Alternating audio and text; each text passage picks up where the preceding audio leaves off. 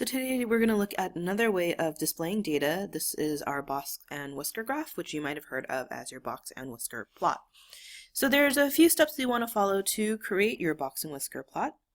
The first of which is to find what we typically call the 5-number summary, which is finding your minimum value, first quartile, quartile 2 or your median, the third quartile, and your maximum value. Once you find those 5 numbers, it's kind of smooth sailing from there. We're going to plot that 5-number summary on a number line graph. Then you're going to go ahead and create your box of your Box and Whisker graph, which is a box around the first and third quartile. So the box is basically going to depict the interquartile range on your graph. And then to create the whiskers, you're going to connect the minimum to Q1, and then Q3 to the whiskers with horizontal bars, Q3 to the max to create the 2 whiskers, and there's your Box and Whisker plot. So the Box and Whisker plot is great to kind of depict what we call outliers, which are a value or values that are much larger or smaller than the other numbers or other values in the data set.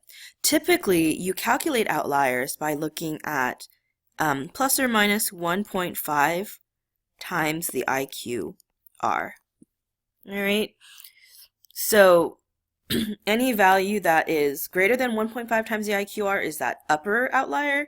Any value that is less than 1.5 times the IQR is typically the lower, in the lower outliers. Okay?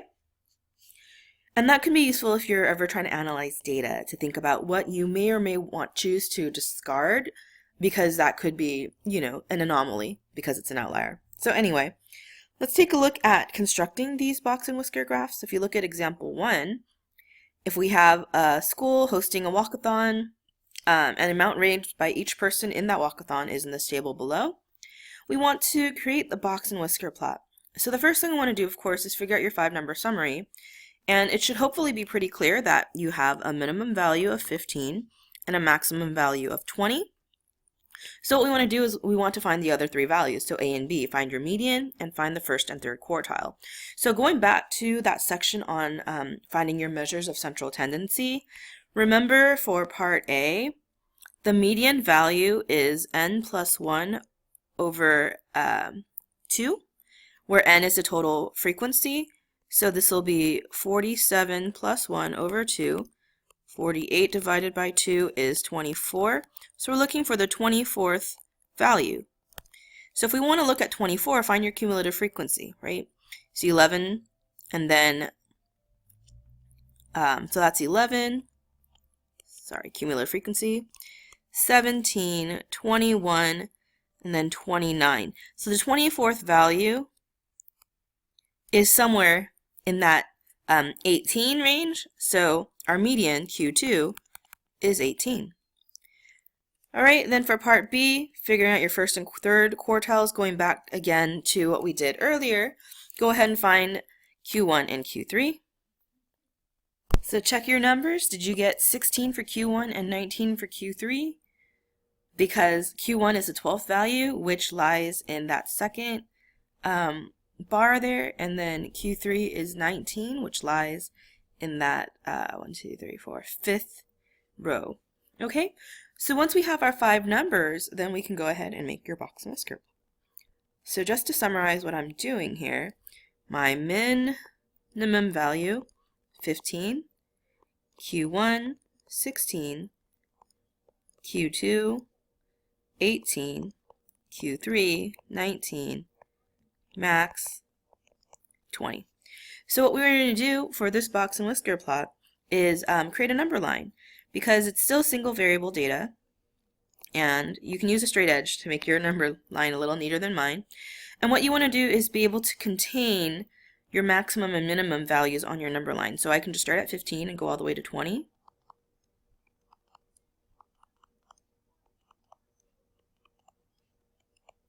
And as always, make sure you are writing down a label. So what is this? This is the amount raised in dollars.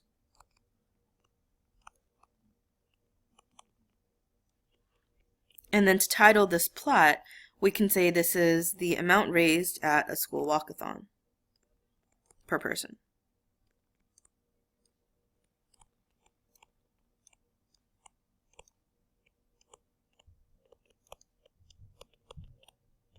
Right? And then, like we said earlier, your steps for doing this, we found our 5-number summary. Step 1, awesome. Let's go ahead and plot your minimum, Q1, Q2, Q3, maximum, right, as dashes, putting your box around Q1 and Q3, drawing a whisker from the minimum to Q1, from Q3 to the maximum. And there's your box and whisker plot, or box and whisker graph. Okay, and that's how we can use our frequency table to do that. If you take a look at the next example, if we're given just a set of raw data, you can still figure out your 5-number summary and draw your box and whisker graph. Feel free to use your graphing calculator here to calculate, again, min, Q1, Q2, Q3, and your max. But you can also do this by hand, which I think is always a great exercise if you need to practice that. So what you'd want to do if you do this by hand is reorder this in order, so then you can figure out, counting toward the middle, your minimum, or excuse me, your median, and then Q1 is the middle of the lower half, and Q3 is the middle of the upper half, all right? And I'll do that by hand just to show you, but feel free to do your work with your graphing calculator just to practice that as well. And then let's come back and check your work. Okay, so checking your 5-number summary. So again, I did this by hand just to show you how you could do it by hand if you don't have a calculator. Just reordering that from lowest to highest, double checking your numbers carefully, and then splitting it in half so you can find the median. And here we had 18 numbers, so I averaged the 2 middle numbers to get 7.65. Then finding the middle number of the lower half is Q1. The middle number of the upper half is Q3, which I wrote as 15.9 on accident. That's 15.4. And then all we have to do now is plot your box and whisker graph. So what you want to be careful of is picking your scale, especially because you have such a huge span. We want to go from 1.7 all the way to 26.2. So draw your number line, label your graph, and let's see what we get. So hopefully your graph looks a little neater than mine, but I ended up going by 2s because I didn't think I can go 1 to 27 really well on my paper. And this is where graph paper comes in handy. That way you can have it all measured out. But what you want to interpret from this could be interesting, right? We have such a huge whisker on the right, so we have a skewed distribution, which maybe tells us we maybe have an outlier, right? We don't really know unless we do 1.5 times the IQR, which you can figure out by doing 15.4 minus 3.9, right? But then it might be possible that we had some outliers in this group of the higher weights. But again, something interesting to look at when you are interpreting your graphs. So final thing, what if I give you a graph and I want you to tell me a little bit about it? So remember when we're dealing with our quartiles, those were basically 25% increments. So you can always talk about your distributions by remembering these values. So remember, this is what we talked about earlier, right? 25% of the data is within those quartiles. You can combine any 2 quartiles to create 50%, and then so on, right? You can get 75% between Q1 and the max, the minimum, and Q3, etc.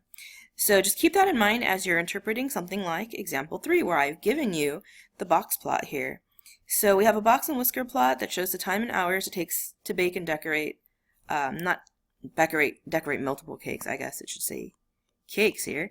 So we want to figure out the median time, so make sure you know how to read your box plot. Where's the median? Q2, 6 hours. The interquartile range, so the edge of a box, the higher upper edge of the box minus the lower edge of the box, 7 minus 4, which is 3 hours. See what percentage of cakes took 6 hours or less to bake and decorate. So here's where you had to think about, well, what's the spread? Remember, 25% between minimum and Q1. 25% from Q1 to Q2. 6 hours happens to be Q2, so we're going to say 50%. And D, if we're looking at what percentage of cakes took more than 4 hours to bake and decorate, well, what do you think? Well, remember, the box itself is 50% of the data, and then the whisker is 25%, so this should add up to being 75%. All right, so that is it. Want to make sure we're practicing that tonight. Let me know if you have questions, and see you in class.